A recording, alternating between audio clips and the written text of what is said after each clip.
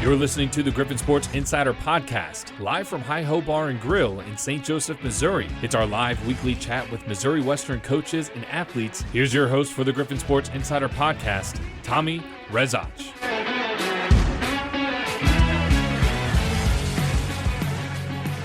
Our first show after fall break here at Missouri Western. We were off last Monday. Good to be back here this week with men's and women's track and field coach. Yes, we were talking cross country. Last time we were here, we were sending Weemoch Gilo off to nationals in Wisconsin. But now the indoor track and field season starting up this Saturday just up the road in Maryville. Coach Gosewisch to talk about it. And, of course, a graduate student from Waukee, Iowa, a two-time recipient of the MIAA A-Game Scholar Athlete Award.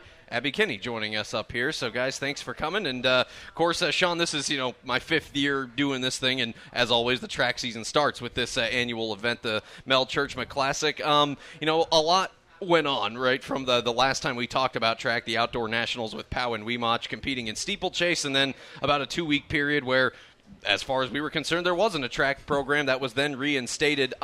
I guess, obviously, we talked about this when cross-country started and, the folks that, chose to stay and, just kind of moving on from what had gone on. So now as actual track and field season starts, I mean, what were these last 5 or 6 months as far as just track recruiting is concerned? Yeah, I mean, you just plow ahead as best you can, right? Because at the end of the day, we do have a full schedule. We do have both indoor and outdoor seasons. Moving ahead is normal, so that's kind of the selling point, right? Sure. Nothing ultimately changed at the end of the day. Yeah, no doubt. And one of the people that are still with us, of course, is Abby. And now, Abby, you may have seen it when the MIAA Championships took place about a month ago, honored as the A-Game Scholar Athlete from the MIAA meeting. She had the highest cumulative GPA of all of the competitors in the entire field in the conference. I mean, that is an elite award that folks get. And Abby currently pursuing her second degree as a population health management major after already getting a bachelor's in health information management, a 4.0 GPA with 128 credits complete. So, Abby, you set yourself up well for life after college. Congratulations on all that. But, for you, what this offseason was like, coming back for a fifth year and pursuing another degree. Just talk us through your decision to, just kind of stay the course. And obviously you worked with Sean last year too. Just, what was the last 6 months like for you in this whole thing? Yeah, definitely been a little bit stressful. There were moments where I was like, I don't know what I want to do. Sure. I don't know where I want to go. But grateful that they were able to have me back for my last year and feeling good, feeling really confident coming off cross-country season and just taking it all in, being my last year and trying to see what I can go do on the track. Yeah, I meant to ask you about this before we went on the air. Yeah. You had missed some time, right? In some injury, right? Yep. I had hip surgery. Oh, okay, yeah. Yep. So, I was looking at your T-First page. That's the best way I can keep track. So, missed action from about winter of 24 till about spring of this past March. So, knowing that, that's a bit of a track and field missed right there. So, coming off of that, being the front runner for our women's cross-country team this past year, just what's your level of optimism going into the indoor season? Yeah, absolutely. I was able to compete last outdoor season. That's right. And so I had a couple 10Ks under my belt, feeling really, really good about that. Coming off a really good summer, I was able to get in really consistent training, be able to stay healthy. That's super important in our sport. That more distance focus during cross country really helps me out, those longer tempos. And so then turning into indoor season where we get the 5K and then looking to outdoor, especially as we get into that 10K where I can really hone in on that. And you finished, what, was it 8th in the Yep. 10K at MIAA, Yep. right? In the the outdoor season this Yep. past year? Okay, good. I'm glad I remembered that. Well, on the women's side, Sean, obviously, Abby, a veteran leader for you. And, of course, we know that St. Joe native Mackenzie Garr, a force to be reckoned with, and thanks to her throwing abilities coming off of another bid to nationals this past spring in the outdoor season. Who are some others on this women's team that have you excited right now? Sure. I mean, Abby Henry Yes. as a triple jumper. She did well for us last year. She's continuing to get stronger. She's a sophomore now this year, right? Correct. Yeah. Yep. Okay. Yep. So, I expect big things out of her when it comes to the jumping side of things. Mm-hmm. Apart from that, coming off of cross country, a lot of those freshman girls, they kind of split, right? You keep some of them distance, some of them drop down, be more of that mid-distance. So I'm kind of excited to see where that mid-distance takes some of those girls because I haven't seen that side of them yet. And we'll we'll see how it all turns out. 800 and mile and stuff Exactly. like that. Awesome. Yep. And then on the men's side, to get Pow and Weemoch back, that's obviously really exciting given that they were national bidders to the 3,000-meter steeplechase, which took place this past summer or late spring. Joshua Zachary, another one, back for his 5th year. Expectations for the men's group? Yeah, I mean, apart from the two you mentioned, adding Jay-Z and Caden back to the fold because they just trained all cross-country season. They didn't have any eligibility, so they just put in a huge training base from August till now. So I kind of have huge expectations for them on the track, see what they can do. Absolutely, and a lot of distance stars right there for sure. So this first meet, I know it kind of varies, so it takes place on Saturday. I guess first off, what time do things get rolling up there? 11 a.m. is the start of field events. 12 p.m. is the start of the track events. Okay, and how many teams are we looking at? It varies every year. Yeah. I would expect 7 to 10, maybe somewhere in that range. And mostly conference opponents or some NAIAs? A huge mix, actually. Okay. There's some NAIs that come. There are a lot of JUCOs there, and then there's us in Northwest, and maybe some individuals from Emporia or something. Gotcha. Well, I guess, and then last thing, just how many do you plan on taking, and what are the expectations? It's always, I feel like, so wide open when you go to this. Sure. I think we're taking 11 women and 13 men to this first one. Not everybody. Some people are resting further or not necessarily competing this first one, but the expectations are to run, or I should say compete well at this first meet, get some good marks so that we can get into better meets as we go throughout the season. All right. Well, last thing for you, Abby, I'm just, reading over, your accolades. So health information management as well as population health management. What do you want to do with that after your time is done here? Yeah, absolutely. I'm looking into quality improvement right now. So looking at the healthcare setting and where care can be improved throughout the process to help reduce errors and improve care outcomes for patients. Well, I'm glad you made it back here. You said you went home to Waukee, and they got about a foot of snow over the holiday weekend. So, and you come home and more snow here in St. Joseph. Yep. So can't escape. What a great time. But fortunately, we're talking about indoor track and field for the next few months. So weather, hopefully the roads are cleared out and stuff by then.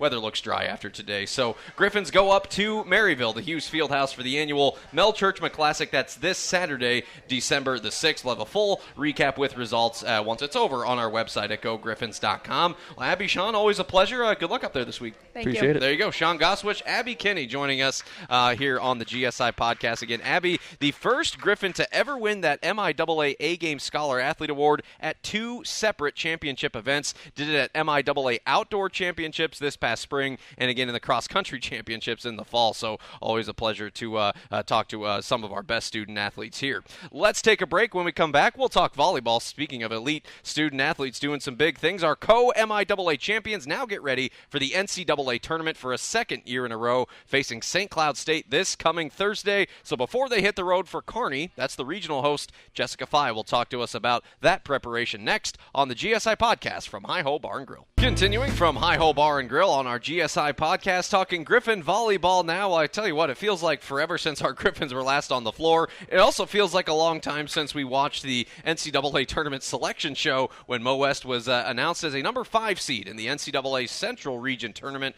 which is being hosted by the top seed Nebraska Kearney. Mo West getting ready to take on now number 4 seed St. Cloud State Thursday afternoon at 4:30 Central Time. Coach Fye is here to talk with us. Well, Coach, 11 days. I know we were hoping for a longer stay at Civic Arena there, but so much time to think and reflect and prepare and get locked in. Wash it, reset. Here we go. Postseason part 2, and we're fortunate enough to first time in history back-to-back NCAA tournament bids. Just what is your feeling now as we start match week here?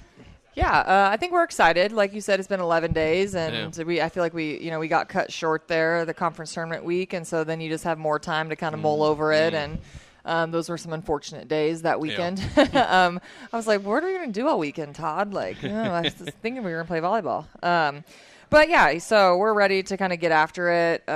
We came back yesterday from break to practice, and just ready to wash that feeling and compete again, and hopefully just find our ways. I don't know. I feel like a little like in limbo right now. No, I remember feeling this way last year because we played in semifinals. Yeah. And it's like we had to sit. We had Thanksgiving. Then it's like, oh yeah, we go to St. I think Cloud. no matter how the conference tournament goes, we're always going to feel this way because it's like such a long break in between conference tournament and NCAA tournament. Yeah, whether you're over, you win it all. There's definitely thanks to the holiday, you get a little bit of a break there. But yeah, talking about going back to back and so many players who were on that stage in St. Cloud last year. I mean, maybe rhetorical, but how big of an advantage is that? Just having so many of your key players that have played on this stage before. Yeah, I think it's important. I feel like last year we came out and we won the first set against Concordia, and then I think Concordia woke up a little bit with their experience and kind of took control of that match. And so I'm hoping that, we've been there, we've done that. We're not really going to have anyone new on the court that hasn't been there before. So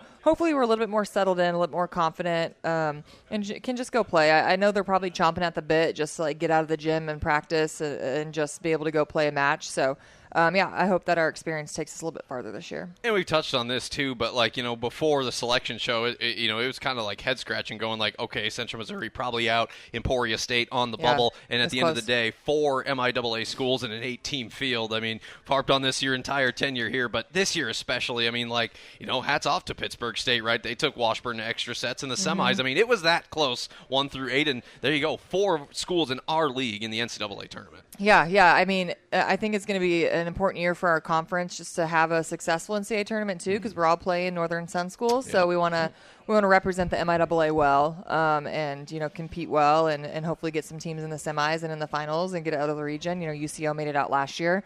But it's tight this year, just as tight as our conference was. The region and the Northern Sun is just as tight, and the teams are really good. So it should be some good volleyball this week. Yeah, 3 Northern Sun teams, and then Oklahoma Baptist, the automatic bid as the GAC champion. They play Nebraska Kearney in the first round. For your seniors, Emma, Trista, Leah, a small group, but a group that's been important. Emma and Leah have been around for a long time, and Trista, of course, spending time in this league now, getting a valuable year with us. You've probably answered this question before, but, this journey, this opportunity, what does it mean to this senior group? Yeah, I think they're extremely grateful for it. When we do a senior breakfast for senior night, we were talking about it, and it's kind of like an uncertain thing when the coach that recruits you is no longer there, and then they come in as freshmen with the new coach, and they have to decide if it's going to work or not. And I have to decide if it's going to work or not. And so we're fortunate that it did work out because they're wonderful women. Leah and Emma, and I'm just watching them grow. This is my actual fun fact. My first class from freshman to senior as a head coach in my career that I've watched. In your career? In my career. Because you were 3 years at West Colorado, right? I was 4, but by the time I got my first recruiting class in, they were only there for 3. So this is my first year where I've had from a freshman, true freshman to seniors, and kind of watched that growth in them and everything. And so that's been really cool for me, is just to see them kind of grow as women and as volleyball players and as teammates. So it's been fun. They're wonderful people. And then adding Trista. Trista's an amazing human as well. And so she's been a great addition. So, yeah, they deserve it. They've made their mark on our program. They're leaving behind a good taste in everybody's mouth. We're going to remember them for really, really great things. We're going to say great things about them for a long time. And that's what I tell the team, is that's what you want your coaches to say about you when you're done. You want them to talk very highly of you. Yeah, that's really cool. I went to a career fair on our campus recently, and Leah actually stopped by my table to talk with me, someone who's helped us do stuff at Griffin Sports Insider Media, and she's from the local area, and I know she's she's chomping at the bit to get going in this industry, the creative stuff, the media stuff. So that's so cool. And, of course, Trista, Emma, well on their way to their lives after college athletics as well. So this match, we play it at the Health and Sports Center there in Kearney, Nebraska on the UNK campus, and we'll play St. Cloud State. Of course, the Huskies were the regional host last year, and they're on a roll, St. Cloud. NSIC tournament champions, swept Concordia St. Paul. That's not easy to do in any circumstance, let alone in the title match of your conference tournament. The Huskies in general, winners of 7 straight, and they're used to the NCAA tournament 6 years in a row. Seems to me, Coach, offense is kind of their superpower. Number 4 in the country in kills per set, great middles, great at the pins. They have a really good setter.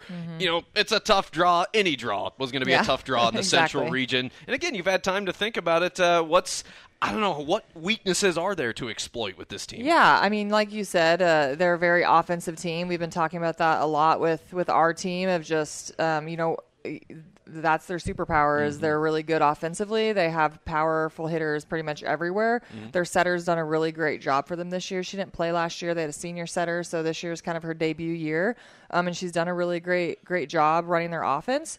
Fortunately for us, we're a good blocking and good defensive team, so hopefully that can challenge them a little bit. And we can, have opportunities to score against them. But, I mean, we're going to have to match that offensive superpower, too. We're going to have to find ways to score. And the last couple times we've gone out, we've only had a couple people really hit their stride offensively. That's not going to cut it this week. So, we've been working on being really aggressive in practice and not being tentative and just trying to be comfortable in uncomfortable situations offensively. So I'm hoping that shows and, that we can just be aggressive and challenge them and slow them down a little bit.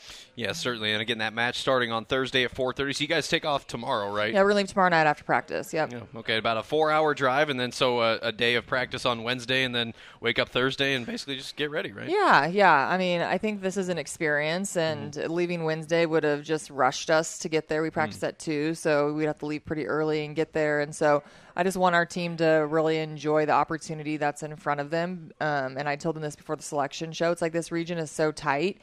Even teams that should be in the region aren't in the region. Like last year, Wayne wasn't in it. Like, that's crazy. And, this year, Southwest Minnesota's not in it, and they were in it last year. So just enjoy their opportunity, and I want us to really have the experience with each other. Like, this could be the last time this team is together. Yeah. So just trying to get them in the right mindset and enjoying each other and just trying to shift it. We know we're close to finals. They're worried about a lot of other stuff. Oh, yeah. So I'm hoping that they take advantage of Wednesday with each other and just kind of like really settle in and like think of and be grateful for their situation. Yeah, no doubt about it. I mean, only the 4th bid in history, first time ever that we've done it back-to-back, and I think the weather will clear out as well. And your Thanksgiving at the Stutzmans, how was that? Yeah. No, it was good. We went down to Wichita. We avoided the snow and stuff. Yeah. So, we were gone for a few days. We were back all weekend, so we were able to settle in. It's, nice to slow down, 2 kids at home. Oh, yeah. So sometimes it makes you want to pull your hair out still. But definitely enjoyed the time just knowing that I'll be gone majority of this week. And then, you never know what the future schedule looks like. So it was good just to be able to stop for a second and spend some time. Did you have to console Todd after the football result on Friday? A little bit. After that one, I just stayed clear. Let him, call and rant to his friends about how bad the Huskers were and all that stuff. And, all that. I avoided I didn't watch that game. I checked the score. He watched it late. We were driving home, so he didn't watch it until after we got home. So I knew what had happened already, and he's like, "Don't tell me the score." I'm like, "Okay." And, so I already knew. I'm like, "I'm not joining you for this game. That's not going to be fun for anyone around you." Well, I had the good fortune of calling a men's basketball victory here in St. Joseph during all that, so I got to avoid that. But, Coach, thank you again for the time. Congratulations on this historic achievement. And I got basketball duties I got to see myself, too, but we'll be following along, and you can watch it for free on NCAA.com. So enjoy yourself. Good luck. Yeah, thank you. There you go. Jessica Fye joining us. NCAA tournament bound again is Griffin volleyball. We got about a half hour left to talk hoops as we talk about an MIAA season just beginning for Griffin men's and women's basketball. And, of course, our women lead us off tomorrow night at 5:30 to talk about it. Coach Luke Scheidecker and freshman Jada Smith will be here next on the GSI Podcast from Hi-Ho Bar and Grill. We continue from Hi-Ho Bar and Grill on our GSI Podcast talking Griffin basketball. Of course, both teams have been busy in their non-conference slate, and still a few non-conference games out there for our men and women, but for the first time we're talking about MIAA conference play, and the first one at home against our top rival. This is what happened last December. We went up to Maryville on a Tuesday night to tip off conference play, only this time the team in green comes our way. Northwest Missouri State in the house tomorrow at 5:30, and the men to follow at 7:30. But we talk the women first with first-year head coach Luke Scheidecker and a first-year Griffin, a 6-foot freshman guard/forward from nearby Grandview, Missouri. Jada Smith joining us up here. So, guys, thanks for coming. And, the last weekend, which, again, feels like a long time ago, but you had a nice long bus ride down to Arkansas to play number 10 Harding. That was on a Saturday night. Turn around on Monday, go to Arkadelphia, play Washita Baptist. And, Coach, I know in the end, not the results you were hoping for. You play another, let's face it, another national contender in Harding, off to a great start this year, and a Washita team that's much improved in their arena. And I know, in particular, the Washita game, the ending, a little frustrating after we had a lead for for quite a while, but 2 regional teams, another ranked team that you've played. Just takeaways from that road swing. Yeah, you never want to go 0-2 in a road trip, and went down to Harding. Yeah, they played really well. They shot 15 of 27 from 3. They went 21 from 22 from the free throw line. Things we've worked on as we got back, but when you play good teams like that, you can't let them get hot like that. You've got to limit their easy looks, and we hopefully we learn from it.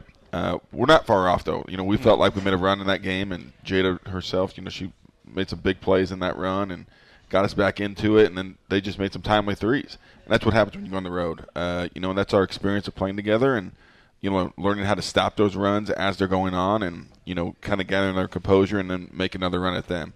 Because most of the time that's what basketball is about, is a game of runs and who can put the most runs together. Yeah, and of course, 2 freshmen making impacts in these games and all season. Lanicia Parker, who had 19 points in the game against Washita, and Jada coming off the bench, scoring 6 points in each of the games against Harding and Washita Baptist. And Jada, you two, coming from KC proper, playing both, I think, in the KC Suburban Conference, if I'm not mistaken, and able to come in as first-year college players and make this impact. Just where do you feel like you are individually, and where do you think things can improve, both individually and collectively? Individually, I feel like once the game starts to slow down for me, I'll be having a greater impact with the team. And for us, to get better, we need to get better at the little discipline things, staying solid on defense, knowing rotations, knowing scout. And once we're able to get those underneath our belt, the season will be a lot smoother. I feel like, in your high school career, you had over 1,000 points, all conference, you're seeing a lot of players that had, college aspirations in their future as well. What has that that learning curve been, going from playing a lot of great players in KC proper and now playing at the college level? And you guys have played GLIAC, you played Great American Conference, Northern Sun. Just what has this acclimation been like as you make that adjustment from high school to college? It's just more of a pace thing. How to being able to play at a quicker pace a lot calmer than I'm used to playing. But being able to come from high school and playing a good amount of decent players to come to college, playing the top, everybody from their high school come to college with the top players. So being able to acclimate to that would be good. Yeah. Did you and Lanicia, she went to Park Hill South, you went to Grandview, did you guys cross paths much in high school or not as much? Just one time. Just one time. But they did play travel together. Yeah. Okay. They've known each other for a long time. Yeah, awesome. Well, I guess just ending on that point, Jada, just what was kind of the ultimate selling point to come to a program that's not only close to home, but that's had some recent success and, of course, new leadership as well? Coming to Missouri Western, I was really stuck on the facilities, and then the great coach we have right here, seeing him come from JUCO and the record he brought with him and the type of confidence he has when he comes to his coaching abilities, it really stuck to me because he cares for the game, and that's the type of coach I want to be under. Yeah, absolutely. And a chance to showcase this team's talent on Tuesday night, tomorrow night, a home conference game against Northwest. And, of course, we'll have an NCAA tournament banner reveal before we tip off. And, Coach, I know Tuesday maybe not the sexiest night to draw a huge crowd, but nonetheless, the weather should be better. And, conference opener, rival, I mean, not much more you can ask for a home atmosphere there. No doubt. Hopefully Looney is packed on Tuesday and great atmosphere. I mean, there's a team from up north and Green. They travel down. I mean, hopefully we can get a good crowd there to support us and, honor the team from last year as well before. We've prepared for this, right? That's why you play this tough schedule early in the year and for games like this and, for Tuesday and Saturday and to get, start conference play hopefully on the right foot. Obviously, you grew up in this area as well, so you're pretty familiar with Northwest, and obviously Austin Myers put together a pretty long tenure there and kind of has a style he recruits to, always defensive, a team that can slow you down, guard you hard, block a lot of shots, that kind of thing. And they're off to a decent start at 5-3. Now, we've had some advantages in this matchup years past. We've won 7 in a row.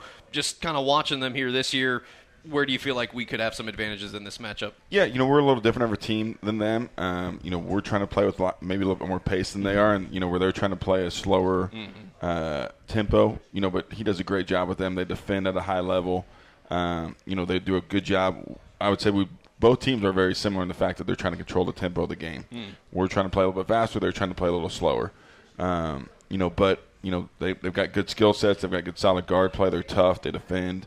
You don't get easy good looks from them. They're going to make you work on defense, and they're going to try to exploit your weaknesses and hope you make a mistake, and then make a play off of it. And then briefly, we do have another game this week at Emporia State on Saturday. I know the Scout will start more intensely after we get through Northwest, but they played at Civic in that Tip-Off Classic event their women did, and they have a new coach this year as well, and a lot of new players. What's your early feel on Emporia? Yeah, I've known Coach MJ Baker, their new coach, for a while now. She's a JUCO coach out of Florida. Very good JUCO coach. Yep, yeah. And we played each other as well, so we've known each other, and she's done a great job when she was at junior college, and I look forward to continue that success here at this level as well. She came in.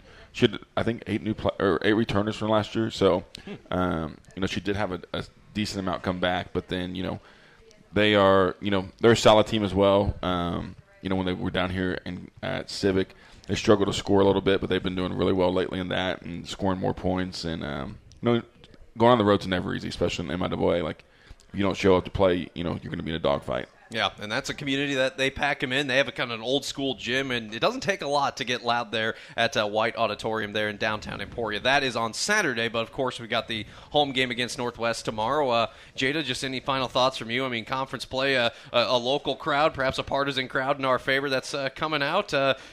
What's your excitement level to be able to play this one in our house tomorrow? My excitement is through the roof. I can't wait to have the good energy from both of the crowd and the team, and we're ready to make this a fun game. Quick, easy, fun game. Well, I like the sound of that, and you can make it fun by cheering on these Griffins, as this will only be the second home game that our women will have gotten to play. Of course, they did play at Civic, but fresh off the road from Arkansas, and now the first home conference game of the year, and yeah, it's against the team up north. 5:30 start for our women, and our coverage on the Griffin Sports Network starting Tuesday at 5. Varsity Network app, gogriffins.com/listen. If you want to listen to it, if you want to watch it, you got to pay the subscription, but you can do so on the MIAA network, and myself and Coach Edmondson's audio is synchronized with that video broadcast. So several ways you can take it in tomorrow if you can't be there in person. So Luke, Jada, thanks so much. We'll see you down there. Good luck. Appreciate it. There you go. Luke Scheidecker, Jada Smith joining us on this part of the program. Yeah, it feels, it's kind of interesting. We come off a fall break, and then it's like, boom, rivalry game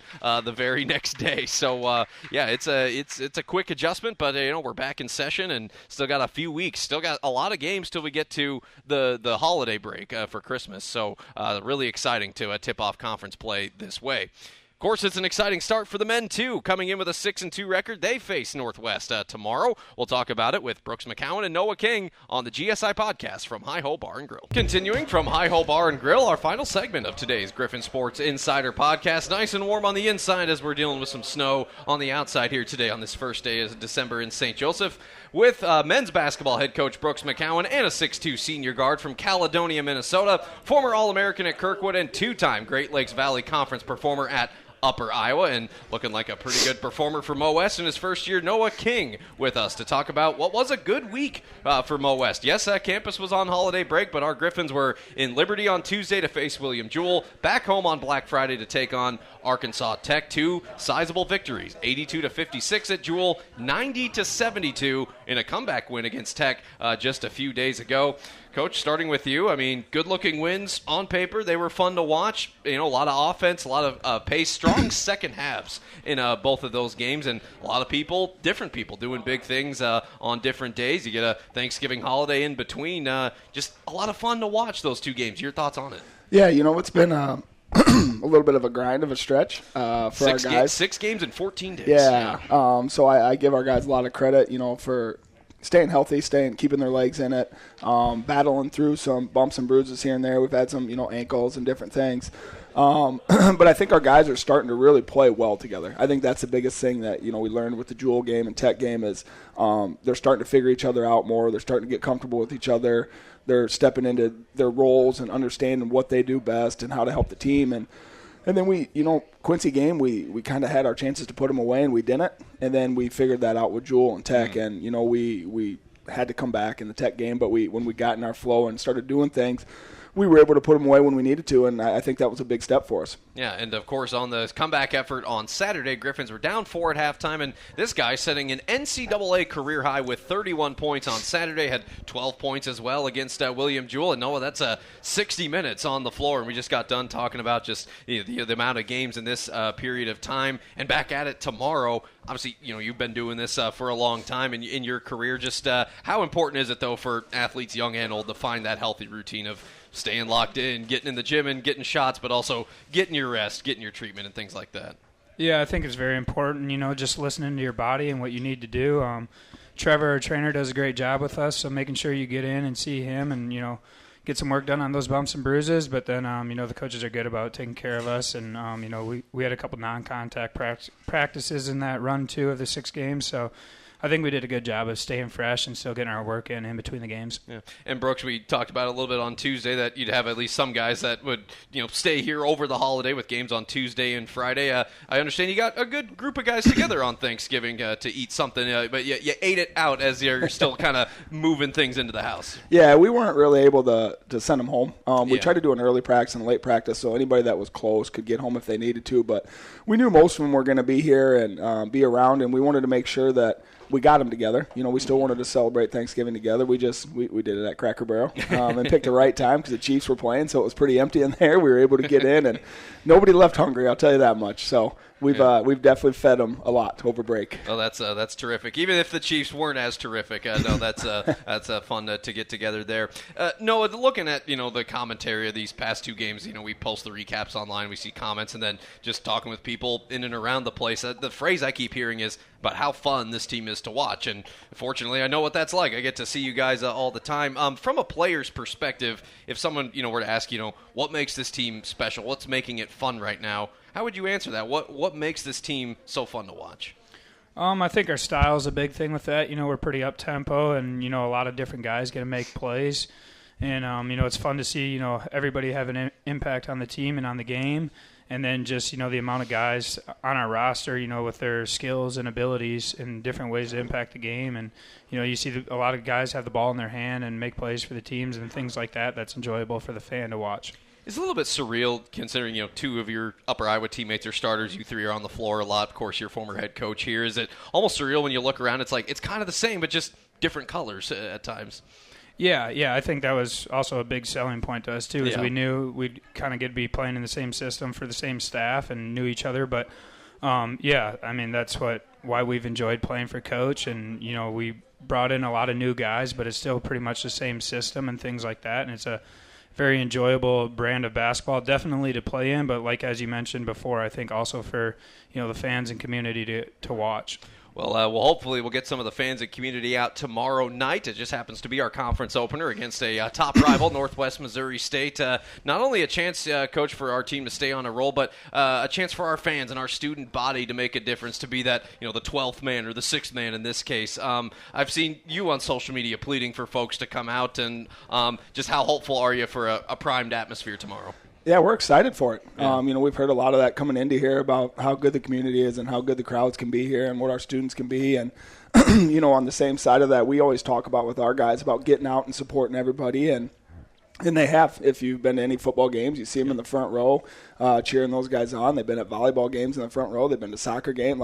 They get out there and they support everybody. And there's a reason for that. We have pride in our school, pride in our athletics, and they're friends with all the student athletes.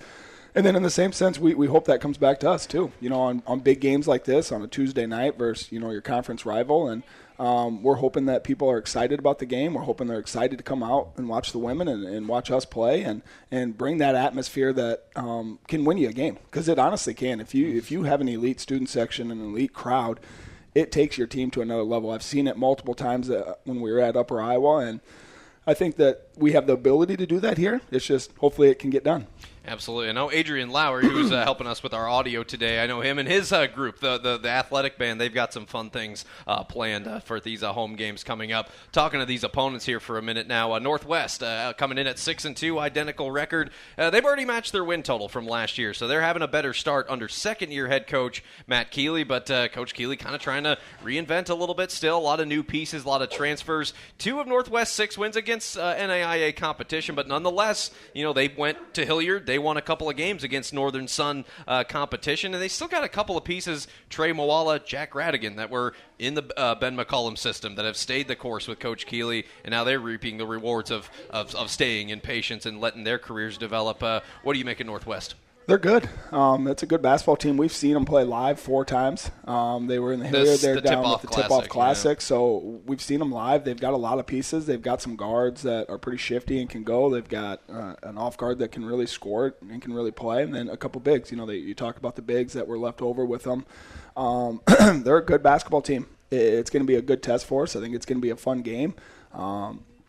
I like how we match up with them. Mm-hmm. I think there's some things that we can definitely take advantage of, and I'm sure they think the same thing on their side of things. But I think it should be a fun early season MIAA battle. And then, like I did with Luke, just an early look at Emporia. That's where we are Saturday. Tom Billiter in his second year at ESU. Of course, he enjoyed about 20 years at Augustana and won a national championship there in 2016. That's when Upper Iowa was a Northern Sun rival of theirs. And Emporia, they were in St. Joseph. They played in Hilliard as well.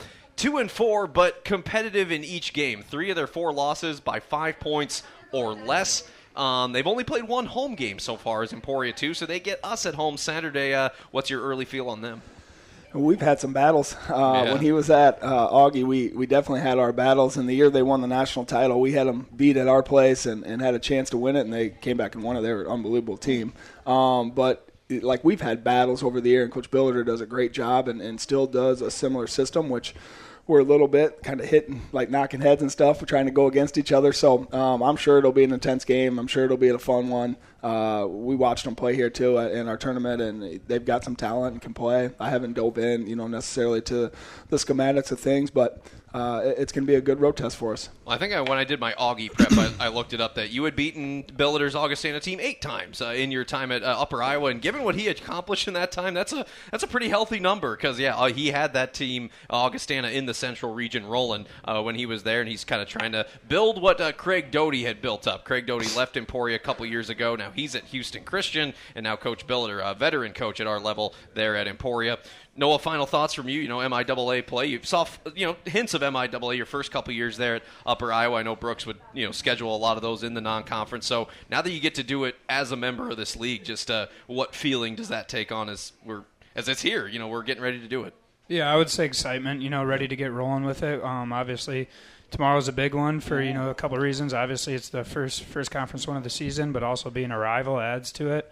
So I think, we're just excited to kind of now get into a routine of league play and, hopefully start winning some meaningful basketball games.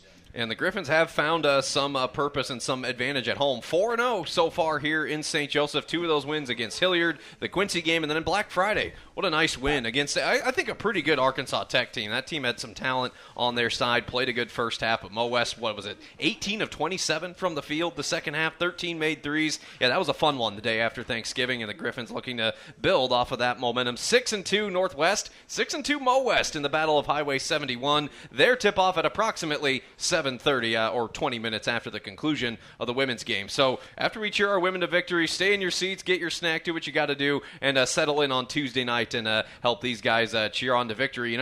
We were up here a lot of years talking about the streak they had and they're always beating us. Well, that coach is now at Iowa, so now we've been able to take back a little bit of pride in this rivalry. So let's keep it going. We've got 3 straight on the Bearcats, so let's start our own streak. Keep it going tomorrow. 5:30 women, 7:30 for the men. Noah King and Brooks McKowen. Gentlemen, thanks so much. I'm having fun watching you guys and look forward to more tomorrow. Thanks, Tommy. There you go. Brooks McKowen, Noah King joining us. 2 of our newcomers on the team this year. First-year head coach, first-year Griffin college basketball veterans, both of them. And, it's been so much fun to watch. Noah, 30 points in that win against Arkansas Tech on Black Friday. So those of us that were there the day after Thanksgiving, we had a good time rooting them on to a victory there.